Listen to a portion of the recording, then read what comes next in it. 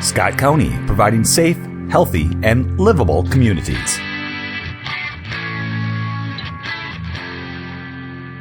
Agenda. Ms. Harder, welcome to the County Board, and today we're going to talk about highway maintenance. Good morning, Mr. Chairman, Commissioners. We are here to talk about highway maintenance today. And we have really a terrific group of folks for you to talk with this morning.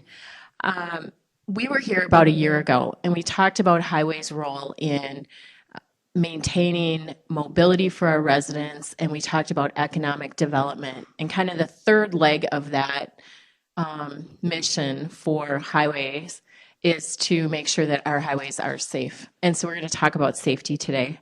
And we're talking about safety in our roads and our trails. So we're fortunate to have a rep from Three Rivers here with us today as well. This is really as you know, one of the most costly assets that we have, and we have included in the materials quite a number of new ideas, some pilot projects, some new things that the highway folks are trying to continue to improve what we can do to protect and take care of those assets. And so we're looking forward to that conversation. And we're also going to talk a little bit about designing for safety and what that means as these folks work together with the Sheriff's Department and the engineering people and how all those things intertwine. So I think it's going to be a good discussion. We're going to start with some introductions. I'm Chris Harder. I'm the Quality Improvement Manager here at Scott County.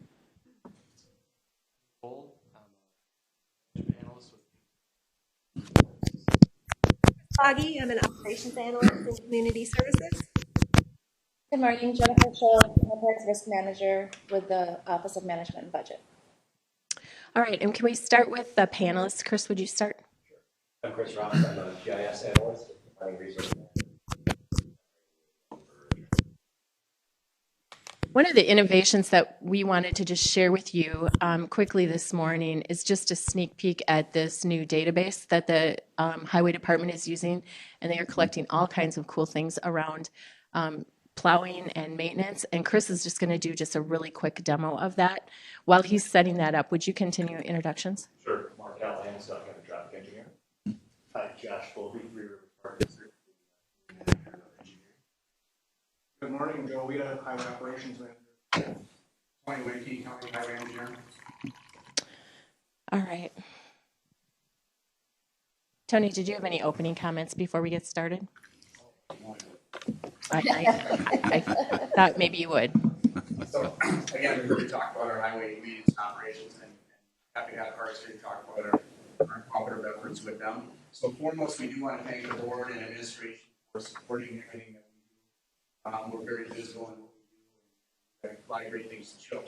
Our key performance indicators, our performance measures really show positive trends in everything that we do that really supports our community indicators and the strategies and objectives of the board. Everything that we do really does support, as Chris mentioned, safety and mobility along our roadways, the investments that we've made in our system, and provides opportunities for recreational activity. I want to give just a couple of quick highlights here. So I think it's really important to hit. So funding was increased in our pavement preservation program here a few years ago, and we're definitely providing a higher quality product out there that meets the goals and exceeds our performance goals. As you know, we have outstanding snow and ice control in the county here. Our maintenance staff and our fleet staff and the mechanics, they take great pride in this. So definitely want to recognize them. Great execution by our maintenance staff in their activities, coupled with our program projects that we have, continue to show that we have lower crash rates than that in the metro or statewide averages. So super positive. That's a good thing. So we reduced our structurally efficient bridges to effectively zero. That's a good thing. You supported our needs for additional funding and signing and striping and ADA compliance. That's a good thing. We've got a significant upward trend in the last 15 years in the number of trails that we have along our roadways. And we now have agreements with our cities and how we're going to maintain that investment. So that's a really good thing. And then lastly, we're very near our 100% to have 10-ton road of all of our paved roads that we have on the system. And that supports our commercial needs. So that's a really good thing. I'll be remiss if I don't mention that there's a lot of other people that were involved in bringing a couple of folks in our transportation group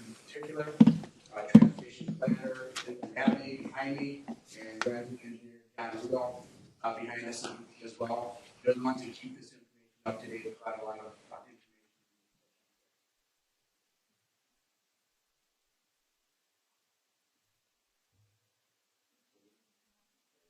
More time. So the word multi-factor authentication no, I mean that. It's just that. Doesn't let anybody.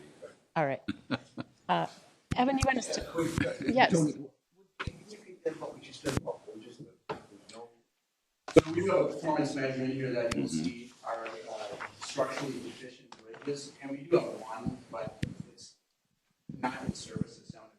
So it's kind of- so really we're at zero structurally deficient bridges. Mr. Chair, while we're waiting, I do Commissioner have a Ulrich. question for Tony as well. You mentioned 10 ton, and I was just curious, Tony, what roads are subject to weight restrictions? They have the PennDOT weight restrictions on roads in the spring. They go on sometime in March and come off sometime in May. What roads are 10 tons subject to that? Are they heavy enough so that they don't fall under that? Or, I'm just curious. Yep, so for everything done throughout the spring load restrictions. We have a couple roads left that get signed. There are some others in the system that get signed. County Highway 16 towards our Dakota County border. And then the city road on the other side of the border with 7 tons, so we'll have to sign ours. A little further down. Same situation. Other than that, it's gravel. Other than we don't.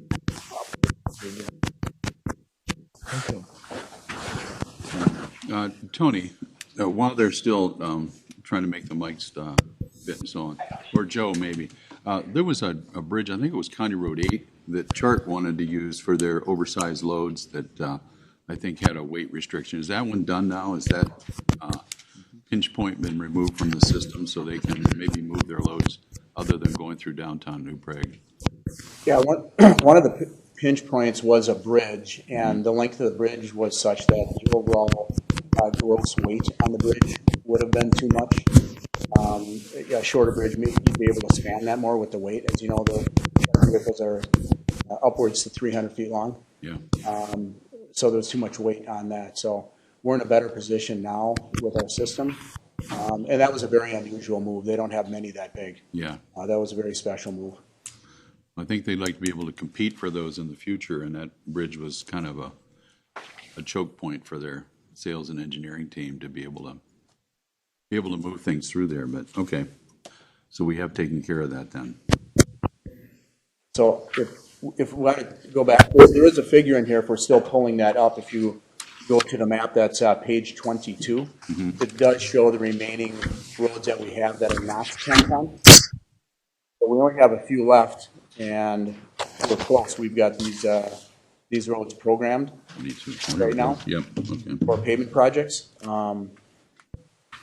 So it's basically Highway 51 and 7 and 10. The ones that are actually on the Dakota County border are actually 10 ton, but they're not receiving 10 ton on the Dakota County side. So that's why they're shown that way, but technically on our system, they are 10 ton right now.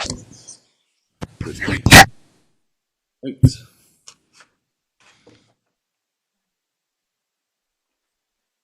Okay, so since we were going to see the cartograph system, I think I'll start there. Sounds like there's been a lot of technological improvements that have assisted with understanding some of the data and information about the roadways and signals and various things that are the responsibility of the highway department. How has cartograph helped and assist you in understanding the system and documenting your work? Maybe, Evan, could I ask a question even before that? I know that you're going to demonstrate that in your. But could you just talk a little bit about what's the purpose of cartograph and what kinds of information you put out and then go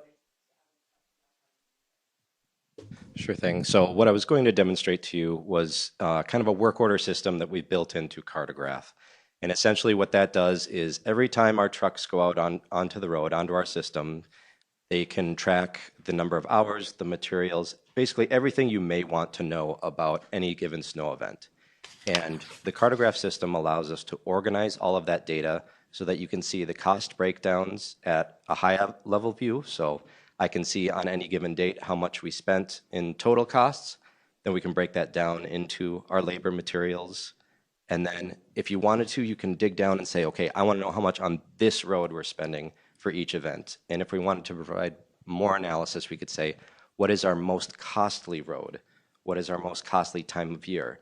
All of these things can be derived from a system like Cartograph because we have good data input that is being enforced at the managerial level, and then we have administration to also view all of these things. So it's a really powerful tool, and I'm just providing the example of snow events, but literally everything we do, from the overlays to guardrail replacements, sign replacements, we can do this type of high-level analysis that before might have taken weeks or months to compile this type of data and then analyze it. It's all kind of right there, ready to go. And so that's really the power of a system like Cartograph. Great, thank you. Okay, so speaking of your new systems and information that you're working with, I'd like to turn to page 13 and 14, where it talks about pavement quality index. And my question was, over the last couple of years, it's been clear that there's been less travel on all roads, really on county roads. And I'm curious if we expect to see an impact of that in pavement quality, or are we just staying on the same schedule and a decreased travel won't increase or won't change these measures, or are we expected to see some actual gains in some of the maintenance type measures on like pavement quality, for example?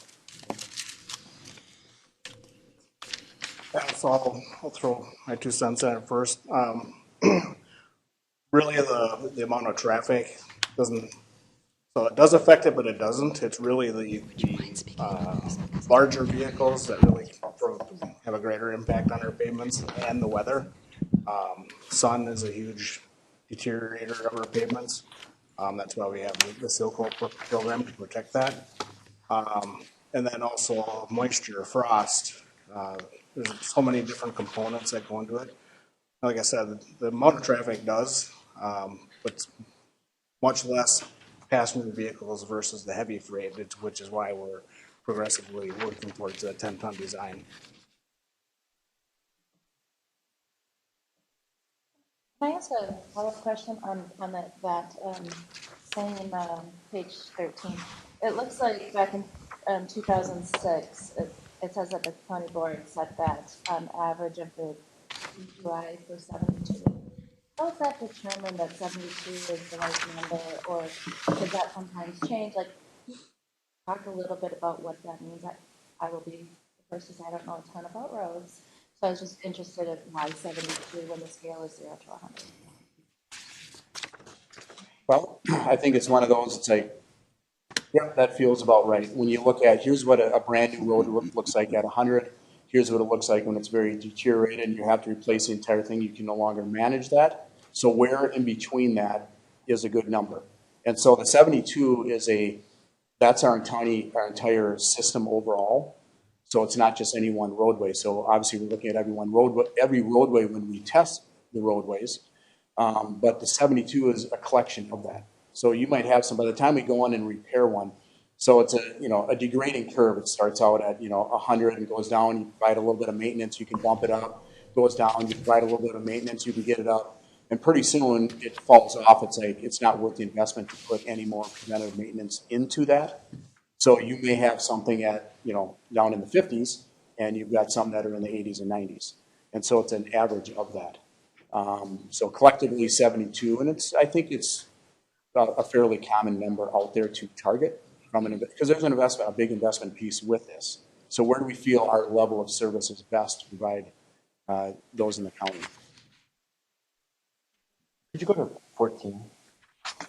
So just to follow up on that, I was looking at this chart also on pavement quality, and from the way you described it, it seems like there's a variety of conditions of roadways, right?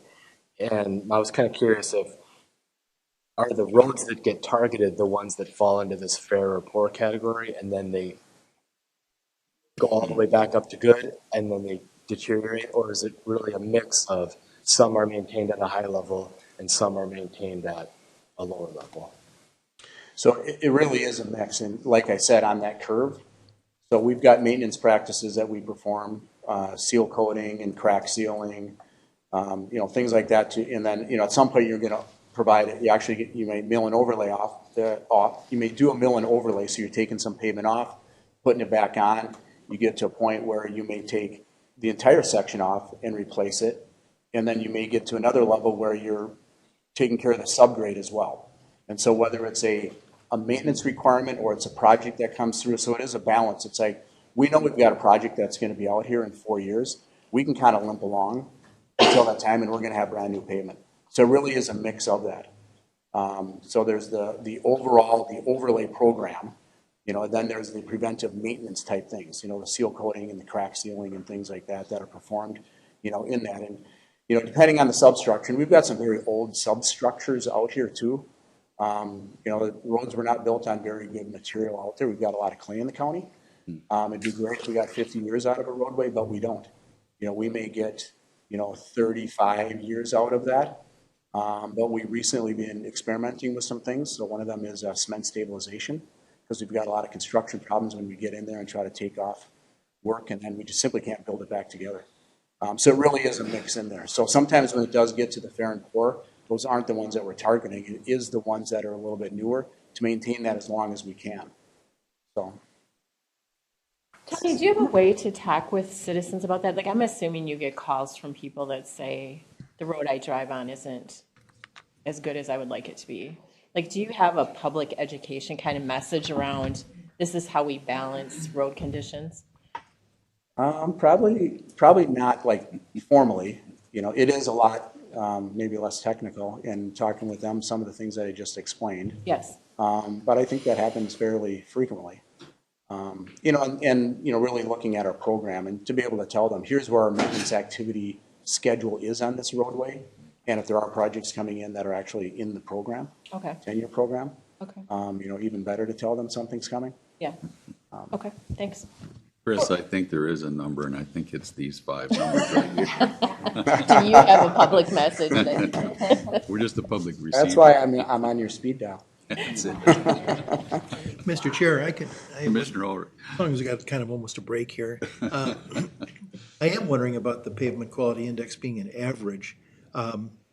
You could meet the average and have some really terrible roads. Is that a good measure, average, or the average of 72, or what would it be like if we said all roads, we're trying to have all roads at 72 or above, not just an average? How much would that cost? You're my favorite. I just want to know. I'm not wanting to spend it necessarily. Commissioner Wolf has a comment to this. I'm just going to say, if you look at County Road 27, it's getting done right now. Before they were closed it down. Yeah, pretty bad. What do you think that number was on that road, Joe? 20, 30? It was in 50 and below. Mm-hmm. Oh, okay, so it was, but so that weights that average, even though it was drivable, it was decent, but, that's what averages are. And knowing that, again, that you've got a project coming, so, what kind of additional investment outside of, fixing some cracks or, pothole patching, things like that, knowing that it's coming, you don't want to spend too much. Keep it drivable and that's it. Commissioner Brecky.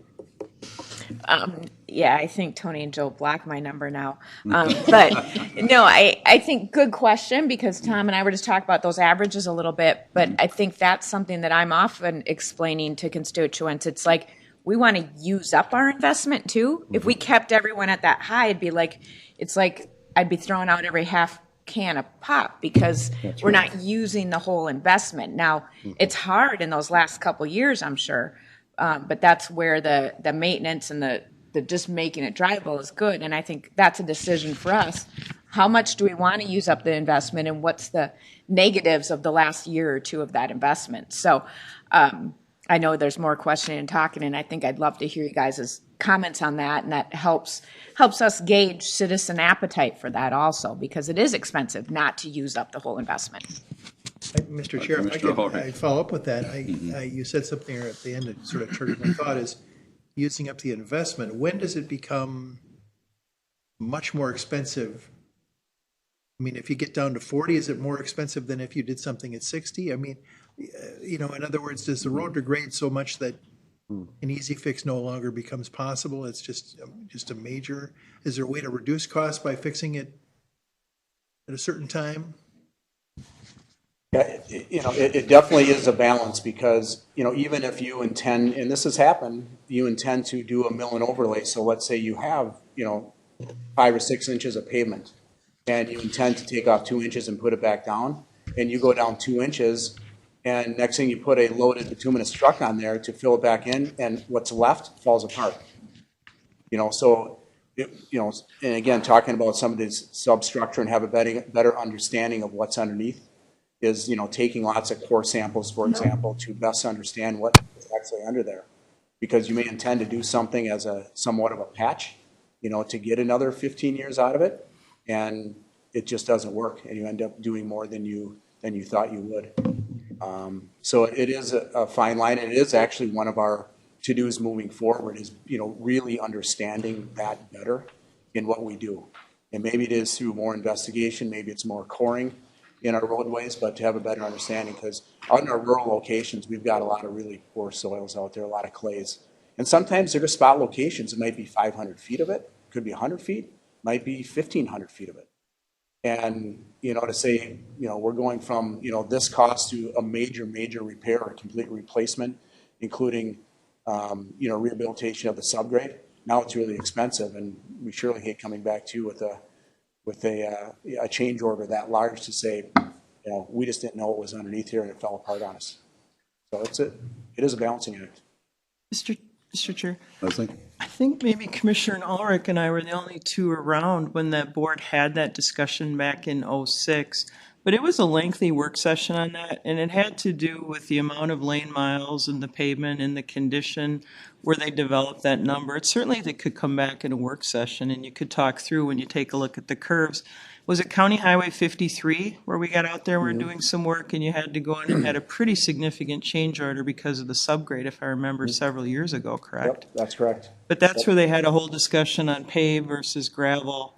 And the curves that it takes to look at how much do you want to invest. And it's been a significant increase in investment in overlays. I think it went from about 3 or 4 million a year back in the, those mid 2000s up to what do we put into it today, Tony? 10 million, 9 million? Average in the program per year, yeah, we're in the 9-ish range. So it took a significant investment, and you've seen the levels climb over time.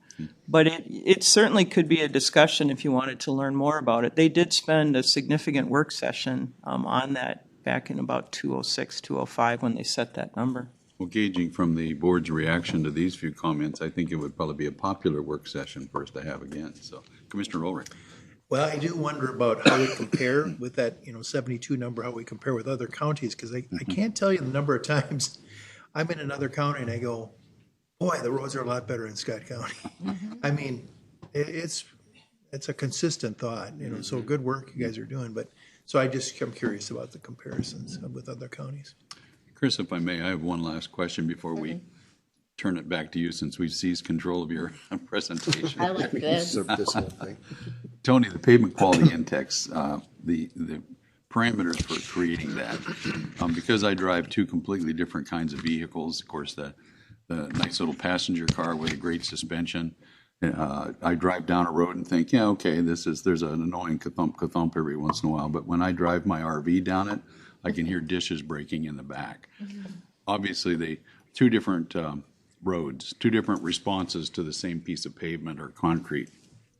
I imagine truckers have a completely different view of our 72% number on some of our roads than I would, or Commissioner Wolf would, driving down the road. Is there a compensation for that in that PCI computation, or is it, and it's kind of a leading question because I know the state has a vehicle with a little wheel they actually run on the roads that actually has a computer that measures these things. So there's sort of a standard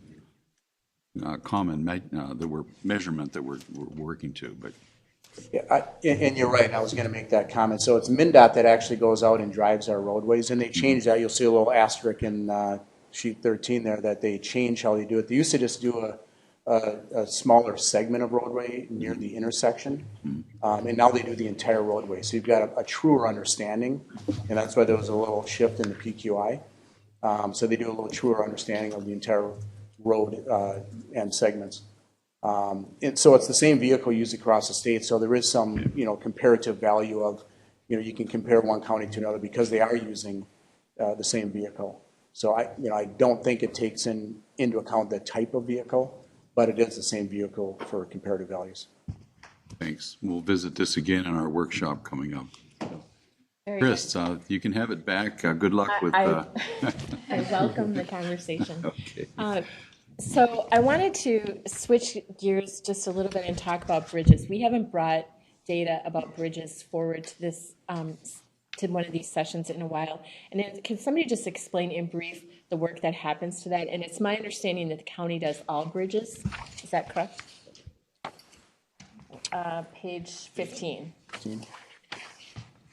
So we inspect all bridges. We're required by statute, the county engineer, to inspect all county road bridges, all township bridges, and this is just inspection. Okay. All township bridges, and then any cities under a population of 5,000. Okay. But through scale and how we help each other out, we inspect all the city bridges as well, Okay. other than the city of Jordan. We have 100 bridges total that we inspect. 71 of those are county road bridges and 29 are township, and then there's 42 city bridges that we inspect this bridge. Okay. And as those bridges need work, that goes back to a state bonding issue, or does that go back to a city budget, or who pays for the repair to a bridge? Well, if it's just repair, depending on the size of the repair, it could be done in-house. Okay. And most of the bonding will be if it's a replacement or a super large repair, I think. So not a lot of those, but general bridge replacement is bonding. Okay. All right. Thank you. And then the township bridges that we inspect, it's something simple that we can do quick and help the township out. We'll do that. Sometimes if it's larger, we notify them after the inspection of what it is. Sometimes they'll ask for help or they have to hire it. And can I just do one follow-up question about that, about the scale agreements and kind of the city-county working arrangements? So it looked like that this piece was led primarily by the county by agreement, right? By agreement through scale. The trails, it said on slide, what is it? On page 24, the trails that are implementing preventative maintenance. It says the city of Shakopee has been performing these maintenance activities on county highway trails. So is that also like a scale agreement, or how do the city and the counties work on this maintenance piece? For just trails specifically? Well, it looks like it's different for trails. I just want to make sure I'm understanding that right. Yeah, so the bridge aspect is just, we do a lot of, I'll just call it mutual aid, Okay. One city may have a big concrete project they're doing, so we may group together and help each other out. Last year with the tornadoes and Savage, there's really no set agreement. It just kind of all falls under scale, I'll call it, and we help each other out. Okay. We're good. Bridges, Prairie Lake's got a couple of bridges we inspected for them. They have a large back truck, I'll call it, that we don't own, what we need all the time for our storm sewer infrastructure. So Okay. all those things kind of just weigh themselves up in the end. The trail piece, the agreement, there's an exchange of dollars, so to say. So we administrate the contract for the trail sealing program, and then everything's billed off and paid. So that's kind of why we have the agreement in place, and to make sure that we're each paying our 50-50 share. Okay. As part of the cost of Long County roads. Okay. And I will jump in and say it, so that's relatively recent. So years ago, we'd build a trail and the city would then maintain the trail and recognize that, we want that trail along our roadway to be maintained as well. And some better than others, and through a change in our cost participation policy, agreed to both build and maintain at 50%, with the city. So with that, then developing an agreement, and this just was in 2019, so it's relatively recent, that came out with, what are the responsibilities that Joe mentioned with our maintenance operations of the trails. Thanks, Tony. Just ask about a little bit more about partnering. So you're kind of touching on the cities and townships and their role in or decisions about expanding construction projects. Is there a role for MnDOT and Met Council down to the county and city and township level in decision making? Is there sort of collaborative decisions that get made, and maybe MnDOT has some other objective that they're trying to achieve, or better, is it really the county decides on projects that decisions in-house, or is it really collaborative across all these agencies? Yeah, it's definitely a collaborative effort, and, years in the making. Obviously, if you have something, big like an interchange, that's, an interchange popped up, what do we, it's years in the making. And so to have an understanding in how we might match up what we need, along that as well. So we communicate, we meet on a very regular basis with our area manager and area engineers from MnDOT as well to understand, what they got, in their pipeline. And if things shift, funding good or bad, ads or things get moved. So we have an understanding so we can kind of match up. Because it often happens, I can use an example down in Jordan where there's several activities between the city, the state, and the county and different projects. And to match up, what that impact is going to be to residents, detours, things like that. And so to schedule that out, and this one makes sense to do it now because it's going to help that other project and that one's in construction. This detour will, happen here, this detour will happen there. So really kind of mapping all of that out when there's a lot of activity. So it is very, very important that we do communicate and cooperate together. I have still a follow-up question on page 24 related to the preventative maintenance on the trails. So if I'm reading this correctly, it looks like your goal is to hit 100% on that, and we're probably a little over halfway there, if I'm reading your graph correct. So can you kind of talk about that? We're moving in the right direction. Is it just a matter of time before we get there? Are there barriers in the way of getting there? Or is it just, we just started this, so again, it's just a matter of time? Or how do you see us getting to that 100%? Yeah, I'll start off and say it is, time is one, since we're just kind of starting this. And this is a 7-year rolling, so in that 7 period, so some will fall off, as you're, doing work and adding that on. So ideally, that's our goal. But I think that will just take time. It's definitely trending in the right direction. We have, laying this out with our partners as well. So that's a big part of it. But yeah, increasing the rate. Of course, we'd like to do it in a couple of years, but there's money for that as well. Josh, could you talk, as long as we're on this slide on page 24, could you talk about how does your organization rate trail? So we use what's called Payzer. It was developed by UW-Madison, and it's basically a 1 to 10 rating. 10 being excellent, brand new paved trail, down to 1, very poor. So it's a visual inspection. So we drive all the trails every 2 years, roads and parking lots as well, and they're broken out in segments. So, for example, you might have a 5-mile trail and there might be 10 segments on it. They're not on if it's broken up at intersection or based on length. So what the rating entails is how many cracks there are there raveling, are the fines being lost due to sun. So we'll give an average. So if maybe there's some block cracking on 10% of the trail and the rest is perfect, that might be rated a 6 or 7. So we rate that every 2 years, and then our preventative maintenance program, we build a new trail and we try to get 30 years out of it. And every 7 years we do a microsurface, which involves repairs. So we'll any damaged part, we might have to replace a portion or do a crack repair or some other removal and replacement to keep it at that level. Then we resurface it with the microsurface product. And then after that, that goes back, say that segment's a 6 or 7, that goes back to an 8 and kind of starts the process over. Okay, that's helpful. Thank you.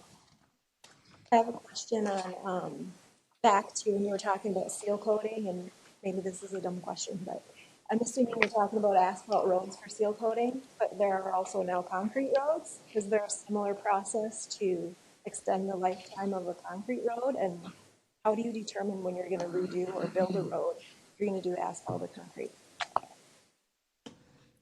Well, our most recent road is our County Road 83. That's concrete, which is under construction right now. A few years ago, we built the northern segment from right at County Road 101, just a little bit south through 4th Avenue. And we made the decision on that road, kind of a life cycle decision on that for a number of factors. Obviously, it's an industrial park in that area with lots and lots of heavy commercial vehicles destined to 169. So, you know, and you're going to get more life out of that, you know, less repair, repetitive repair. So considering the venues that are around there and lots of traffic around there, we didn't want to have lengthy, delays or detours and things like that when we are making those repairs. So hopefully they'll be very infrequent over that time. There are concrete things that have to happen over time, but not quite to that same number of times over the life cycle of that roadway. So, but you know, it's expensive as well. But really made that decision on a life cycle cost. Mark, can we talk about traffic signals? Sure. On page 19. So in the narrative, it talked about some of the advantages of having traffic signals connected to HMS. I want to give you just a minute to do like kind of an overview of that.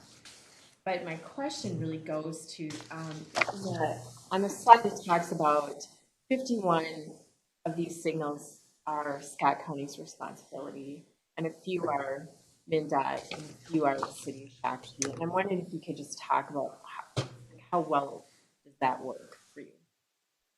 Sure. Well, the HMS system, Advanced Traffic Management System, is designed so we can remotely reach out to any of our traffic signal that we might need, whether we want to change the timing because of a certain event, or also monitor to see if there's any issues involving the sign. Something as simple as a pedestrian push button that gets stuck could affect the timing of a signal.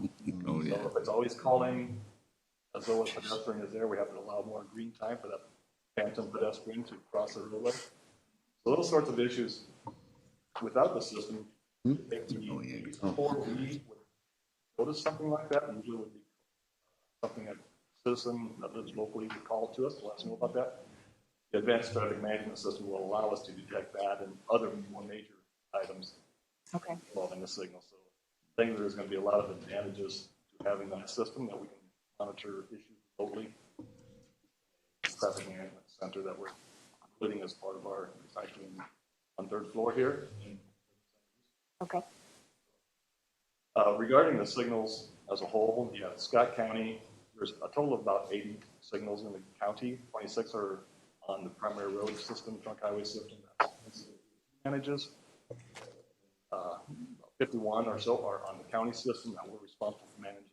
3, a couple along Yearling Drive, downtown Shakopee, and 1 out Old Carriage Court that the city of Shakopee is responsible for managing. Because they have such a low number of signals, we actually help kind of a scale initiative again to help them do some maintenance on those and reimburse us for that cost. So, okay.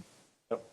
So this system integrates all the state city and a county where? Well, it would mostly integrate the county signals.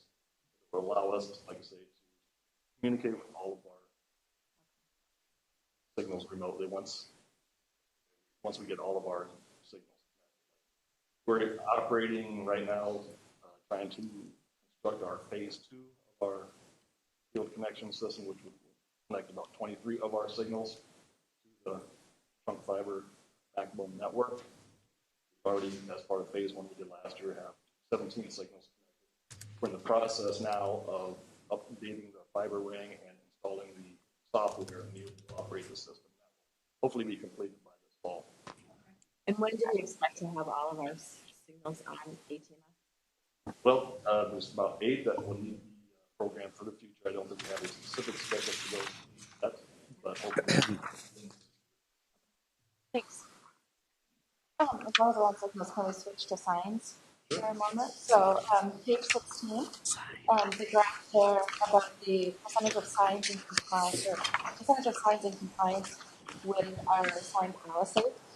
So again, from my eye, it looks like we're kind of downward in 20 and 21 in terms of our compliance. Just wondering if somebody could talk about that, and if maybe I'm reading it wrong. But just talk a little bit about why you think that is, or what's changed in terms of our compliance with the signs. There is a nationwide standard that signs have to meet the reflectivity policy. The policy Scott County adopted is that we want to replace all of our signs on a 15-year schedule, as opposed to another method of where you might actually have out and measure the reflectivity of each sign, and given 11,000 signs on our system, system like that. So we adopted a policy to place our signs on a 15-year schedule. And I think what you're seeing in year 2020 is the effect of a project that was implemented in 2005, where we replaced approximately 3,300 of our signs in 2005. So based on our policy, those signs that were installed in 2005, that whole group suddenly became obsolete in 2020. That accounts for that dip. It's kind of like a big wave. You want to think of it that way, where all of a sudden you have a wave of 300 signs that become obsolete by our policy.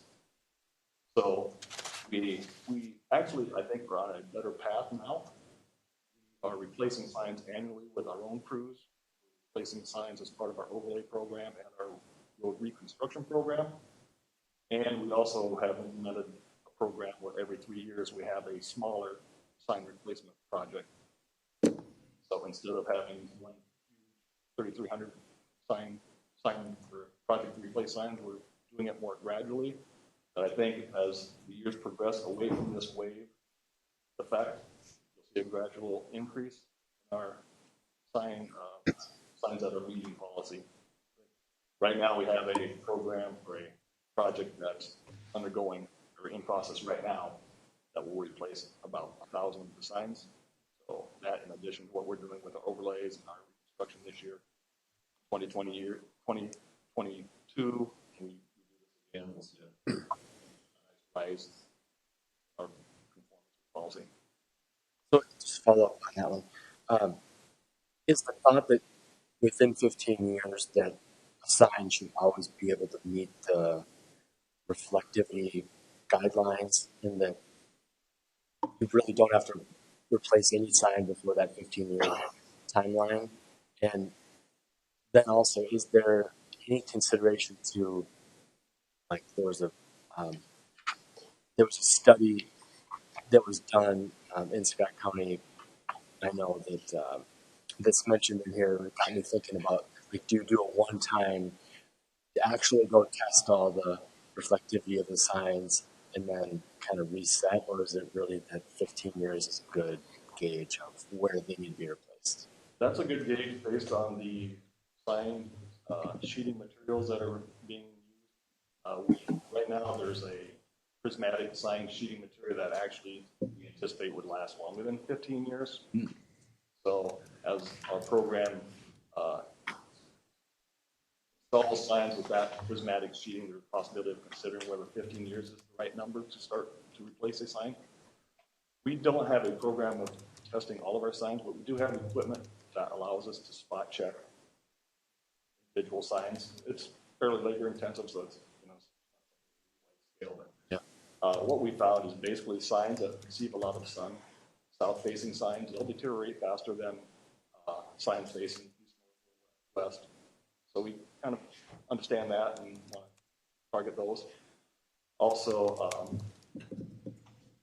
yellow signs, warning signs, they kind of deteriorate just a little bit more than, say, stop signs. So, I mean, with our testing, we're learning different little things about deterioration rates of signs that we include in our future programming. I'll make one more comment on that. So the 15 years is kind of a conservative, and so that's kind of a manufacturer's, number. And like Mark said, we fully expect to get more than that. So in our program, we did every 3 years in our program. So we've got in 2022, we've got 25, 28, and in 31, we've got dollars in our program as well. So we can stay on top of this and kind of get over that. So we're feeling confident with regard to that. The odd thing is some of the signs you may see out there, it's really for the nighttime. In the daylight, you look there and go, man, that sign doesn't look so good. And you go look at it at night, and it's amazing how the retroreflectivity is still working. So sometimes it's a little bit odd. It might look worse than it actually is for nighttime driving, but that's important that we go and review them at nighttime as well. So take some spot readings and then also observe at night. All right, just as we're kind of wrapping up, I wanted to just take a few minutes to talk about snow plowing and mowing, and remembering that you have crews of people that are working in the summer too, not just the winter. So on page 10 is the snow plow cost by events. And Chris, I think this is some of the data that came out of this system that you were talking about earlier, correct? Okay. And so I'm just wondering to any of you, as the narrative talked about some challenges around staffing and really you're running a 24/7 in the winter sometimes. And if you could just talk about what some of those challenges are as far as getting roads plowed. The data looks really positive about how quickly you're able to do that. But can you talk a little bit about the staffing issues that you're facing? Yeah, sure. So in the last year, we had some resignations that took quite some time to get them filled just because of the market out there. But as far as snow plowing, it's really just managing around the event because we only have one crew, like you said. We don't have 24-hour coverage. We don't have 2 shifts. So if it's a prolonged event, we need to just really look at the whole dynamics of what the forecast is to manage our crew times for those times. I think we're holding our own very well right now. We do it that way. We also do utilize some backup drivers, some mechanics as backup drivers, a couple of deputies, facilities maintenance staff to help alleviate if you have somebody sick or on vacation. I guess my only concern is if demand gets more, depending on how events change. But I think for the near future, we're doing good, holding good. It's just the management piece of it is critical in timing. So like in the narrative, it talks about supervisors actually physically looking at conditions on the roads before you decide if you're calling crews out and that kind of thing. Is that the administration piece you're talking about? Yeah. Knowing when to call people in and when. Correct. I mean, generally, if it's the perfect event, we like to start at 2 a.m. and the supervisor could be on the road by midnight, looking at the forecast, looking at current conditions, determining, are we going to need to keep them here for 12 hours or are we going to be done at 8? And that can play into that actual start time. Okay. All right. Are a lot of the costs on this chart related to just how big the snow event is, or is it amount of salt needed, or what goes into the cost specific to a snow event? All of those. There's so many varying factors. That's why you can see it in the graph. Give an example. Leslie called me earlier this winter. We had a 16 to 18 inch snowfall forecast. She was inquiring about household hazardous waste and closing it. I'm like, don't worry about it. It's 30 degrees. We'll knock it out of the park and have roads clear by 8 the next morning. if it would have been 5 degrees in that same month, I said no. So that's really, wind, cold is all that. I'll take 18 inches of snow and 30 degrees any day before an inch and 0. So that's what really drives your cost, the amount of time to clear the road. All right. Just as a last question before we turn it back to the commissioners, do you have things that you see on your horizon that either in a positive or a negative way you think are going to impact the way you do your work?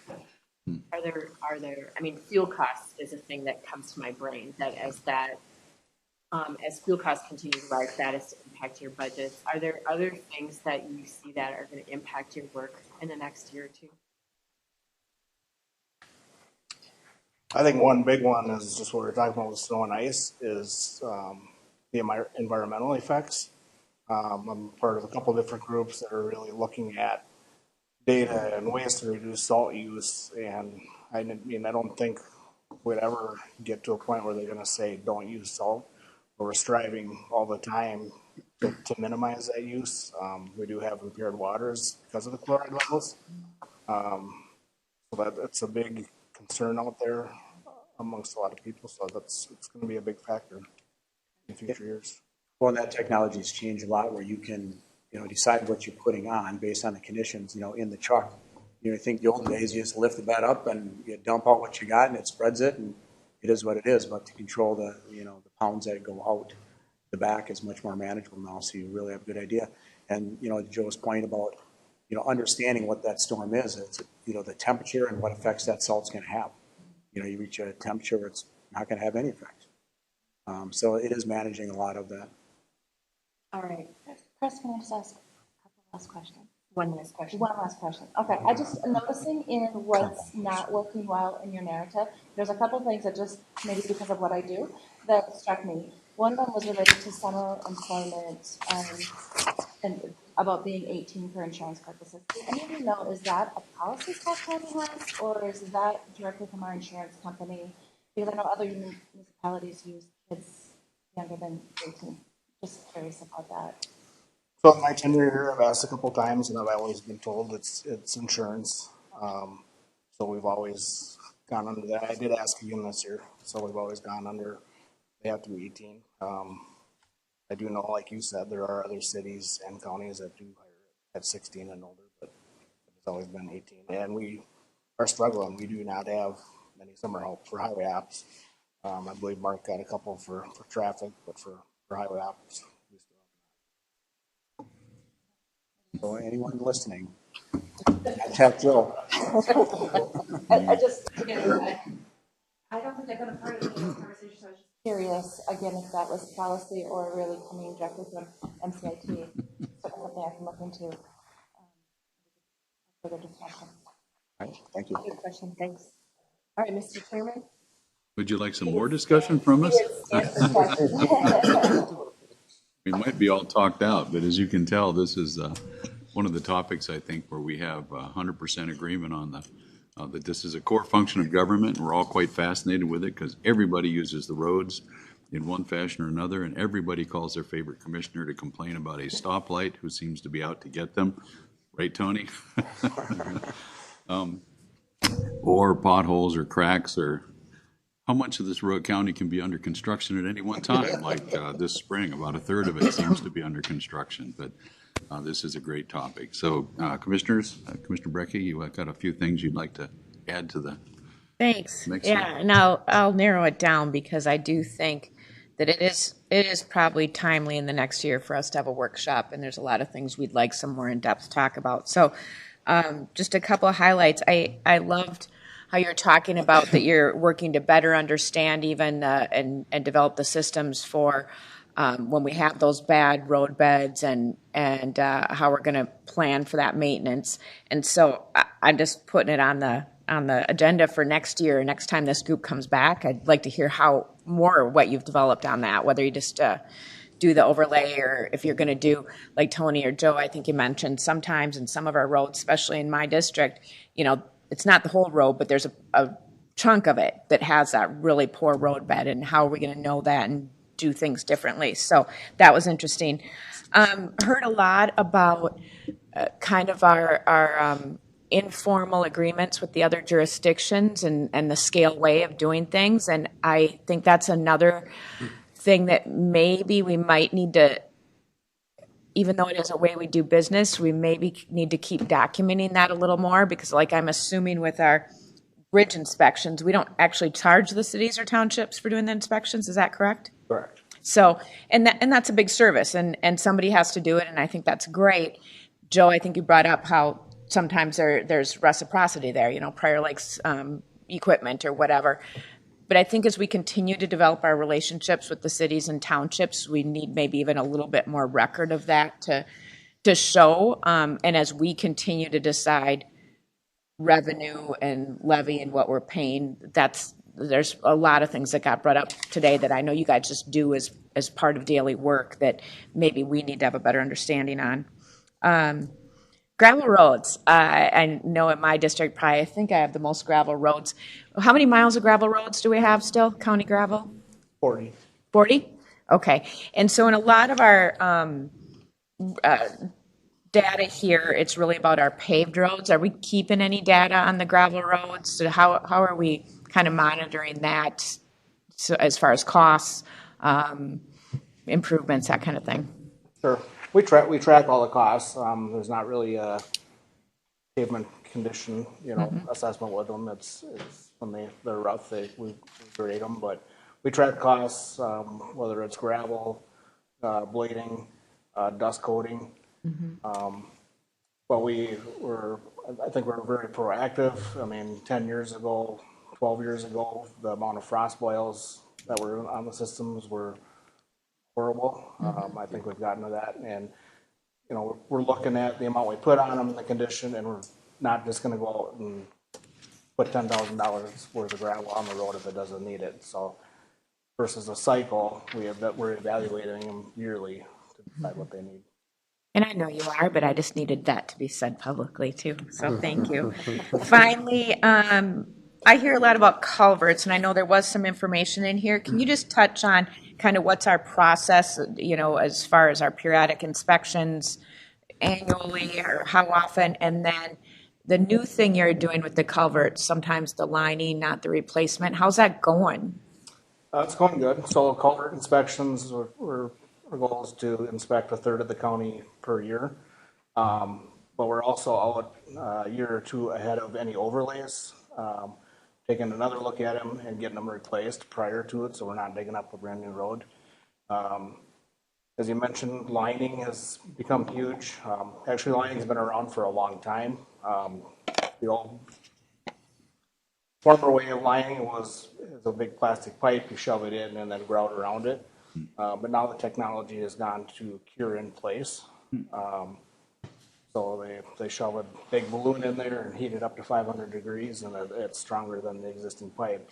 So it's along a couple of things. One, no future settlement after you dig it up. No disruption to traffic. Most of it can be done down in the ditch, so a couple of roadwork head signs and traffic goes about their way.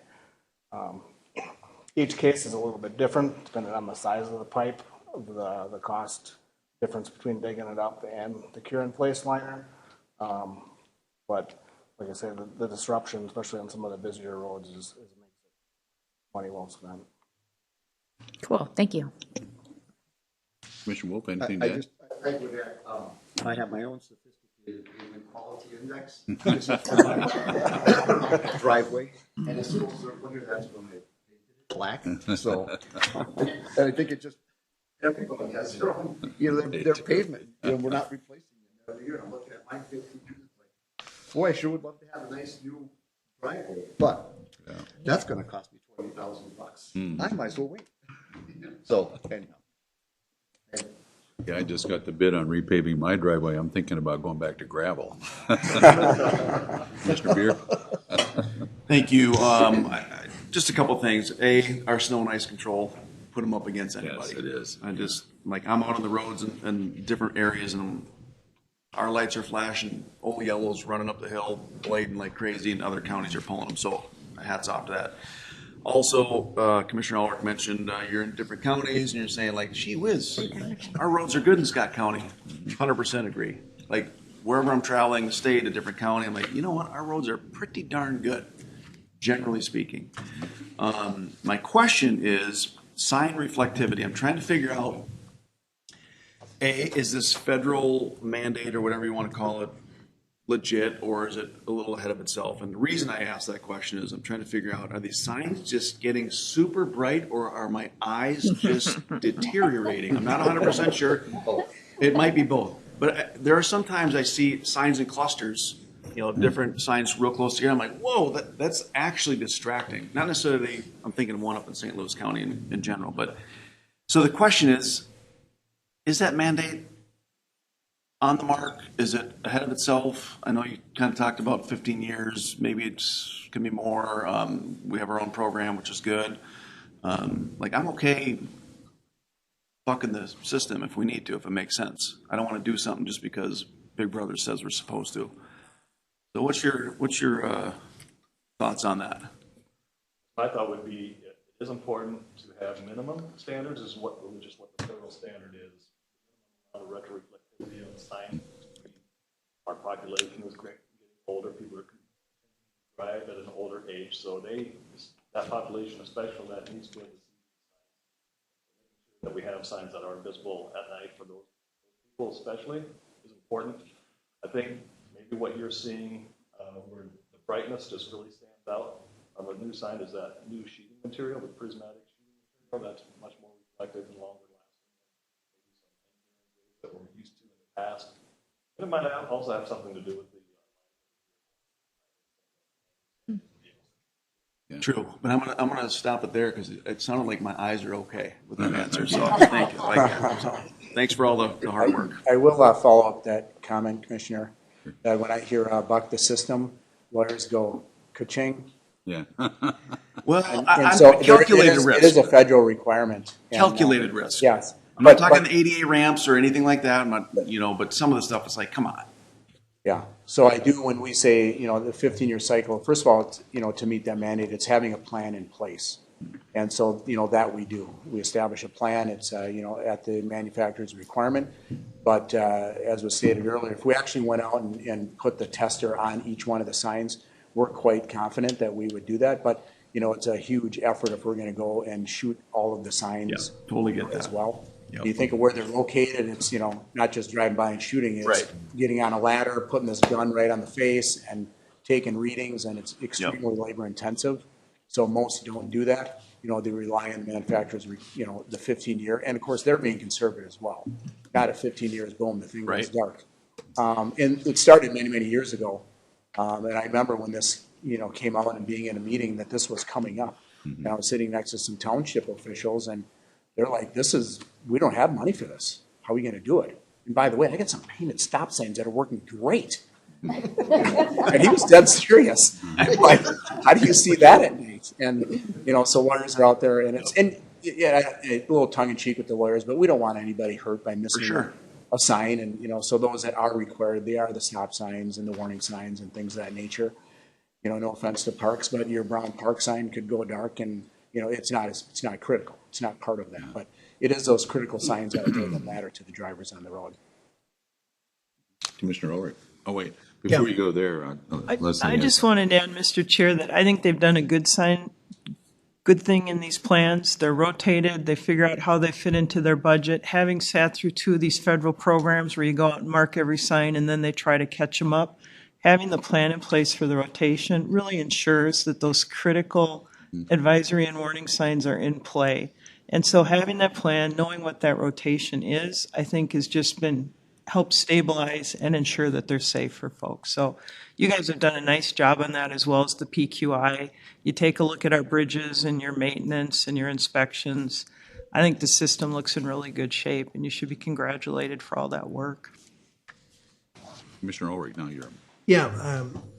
At one time, we had said that whenever we do a major project or major reconstruction or whatever, we're going to put conduit in for fiber optic or maybe fiber optic as well. But it's certainly at least conduit. I guess I wonder if we shouldn't have a slide and maybe another person at the table Related to this, where we have a map that shows us where the fiber is and where the conduit is and how we're doing on that, I think that would be good to track and to see the progress and to keep that goal before us, because, I mean, we decided that a long time ago, and I don't know if it's still current practice or not, to put conduit in every project. So I think it should be, I guess, is it? And then you think we maybe should have a slide on that for this, for your group? Great, thank you. Yep, we'll provide that. Okay. I might want to respond to that. We have had discussions on that, and there were areas where some was put in where it eventually was crushed and was not used. So I think it's more of a case-by-case basis now when they're looking at it, when they go to implement the conduit. When it doesn't have the fiber in it, there are some issues and some risks, I know, with that, and Perry has been involved with those discussions, so. Yeah, it's follow-up if I could. It would be interesting to know what's the cost of just the conduit versus the conduit with fiber in it. If you're putting conduit in, is it not that much more to actually put the fiber in there? So at some point, I'd like to know more about it. Not today. Okay. Further comments? I have a few, but I'll save them for the workshop. But we'll close with this comment, at least this portion. Having traveled over the last few years extensively in places with lots more sunshine than Minnesota and where it's a lot warmer, signs that fade into oblivion are really annoying and sometimes dangerous.